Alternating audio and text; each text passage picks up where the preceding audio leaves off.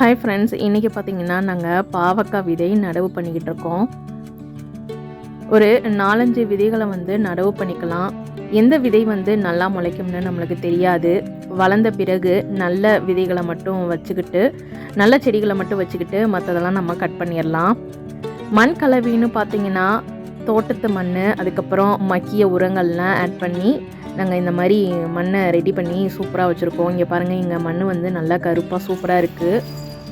Hi friends, இங்கே பாருங்கள், நம்ம நாட்டு தக்காளி கொஞ்சம் பெருசாயிருச்சு.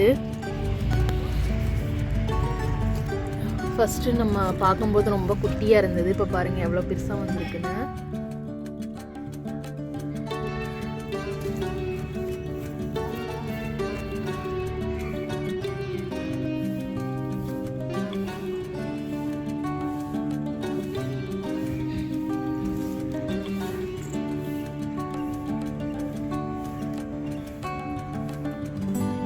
சுண்டக்காய் செடி அழகாக வளர்ந்துக்கிட்டு இருக்கு. இங்கே பாருங்க, புழுவு கடிச்சு வச்சிருக்கு இலையில. இயற்கை விவசாயம் பண்ணும்போது புழு தாக்குதல் அதிகமாக இருக்கும்.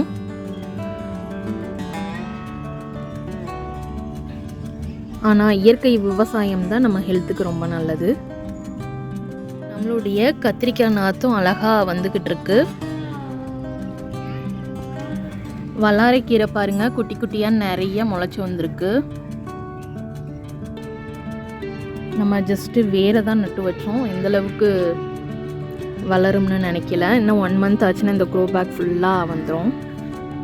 குட்டி குட்டியாக அழகாக முளைச்சிருக்கு பாருங்க.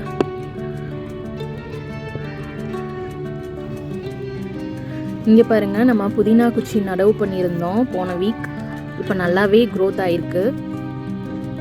வெயில் காலத்தில் வராதுன்னு பார்த்தோம், பட் நல்லாவே தளைஞ்சிருக்குங்க.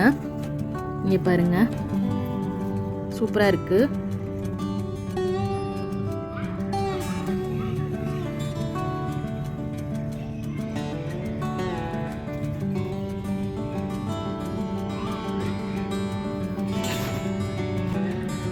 மணத்தக்காளி கீரை நல்லாவே க்ரோத் ஆகிருக்கு. இங்கே பாருங்க, இது நல்ல ஹைட்டு தான். நடுவில் பார்த்தீங்கன்னா பாவக்காய் அதுவாக தானாக முளைச்சிருக்கு. அதனால சும்மா குச்சி ஊனி வச்சுருக்காங்க. சிறுகீரையை நம்ம அறுவடை பண்ணிக்கலாம்.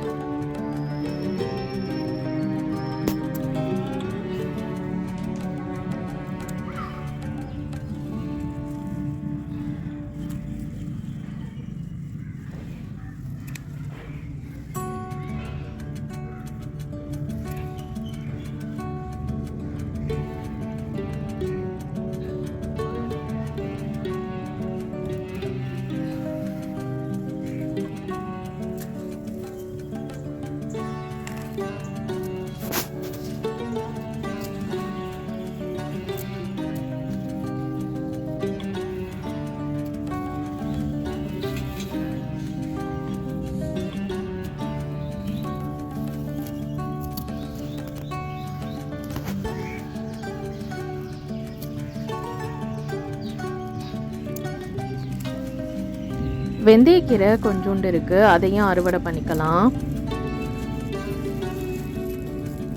ஒரு குட்டி டப்பாவில் வெந்தயத்தை நடவு பண்ணியிருந்தேங்க. ஒரு 3 days ஆச்சு. இப்போ பாருங்கள் எவ்வளோ குட்டி குட்டியாக சூப்பராக முளைச்சி வருது.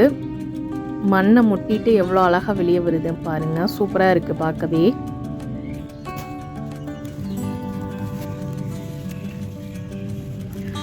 இந்த சிறுகீரையில் பாருங்கள், பூ வைக்க ஸ்டார்ட் ஆயிடுச்சு. இன்னும் விட்டோம்னா இது பூ வச்சு விதை வைக்கும்.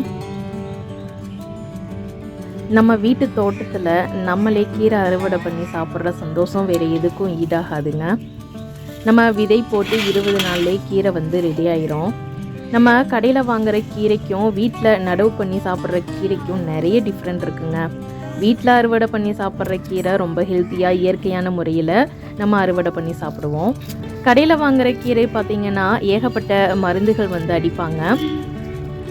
ஃபஸ்ட் எடுத்தோடனே களைக்கொல்லி மருந்து அடிப்பாங்க களை வராமல் இருக்கிறதுக்கு. நெக்ஸ்ட்டு பார்த்திங்கன்னா கீரையில் பூச்சி தாக்குதல் இல்லாமல் இருக்கிறதுக்கு அதுக்கு ஒரு மருந்து அடிப்பாங்க. அதுக்கப்புறம் இந்த கீரை வந்து நல்லா செழிப்பாக இருக்கிறதுக்கு அதுக்கு ஒரு மருந்து அடிப்பாங்க. இந்த மாதிரி ஏகப்பட்ட மருந்துகள் வந்து ஒரு கீரைக்கு வந்து அடிப்பாங்க. ஆனால் வீட்டிலையே இந்த மாதிரி சின்ன சின்ன க்ரோ பேக்கில் நம்ம விதைகள் போட்டு அந்த கீரையை அறுவடை பண்ணி சாப்பிட்றது ரொம்ப ரொம்ப சந்தோஷமாகவும் இருக்கும், ரொம்ப ஹெல்த்தியாகவும் சாப்பிட்டுக்கலாங்க.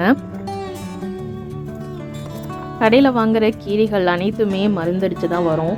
அவங்களால மருந்தடிக்காமல் கீரையை வந்து அவங்களால செல் பண்ண முடியாது. ஏன்னு பார்த்திங்கன்னா அவங்களுக்கு அந்தளவுக்கு ஈல்டு வராது. மருந்தடித்தா தான் அவங்களால வருமானம் பார்க்க முடியும்.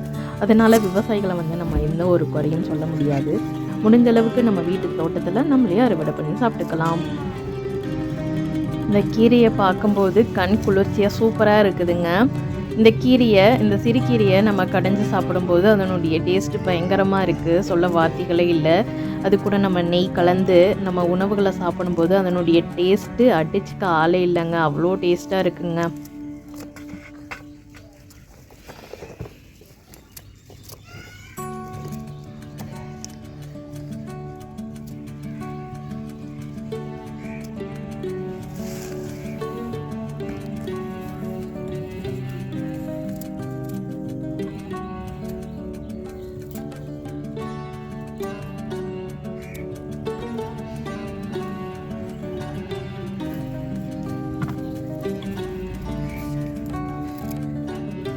கொத்தமல்லியும் அறுவடைக்கு ரெடி ஆயிடுச்சுங்க. பார்க்கவே சூப்பராக இருக்குது. இந்த நாட்டு கொத்தமல்லி வந்து அவ்வளோ ஹெல்த்துக்கு நல்லது. இந்த நாட்டு கொத்தமல்லியில் ஒரு வாசனை வரும் பாருங்கள். அது வந்து ஹைப்ரிட் கொத்தமல்லியில் அந்தளவுக்கு வாசனை வராது. எங்கள் மாடி தோட்டத்தில் பறித்த ஒரு கட்டி கீரை. இது வந்து ஒரு 3rd டைம் நாங்கள் அறுவடை பண்ணுறோம். ஆல்ரெடி நாங்கள் ஒரு 2-3 வாட்டி அறுவடை பண்ணியாச்சு. இது 3வது லாஸ்ட் அறுவடை.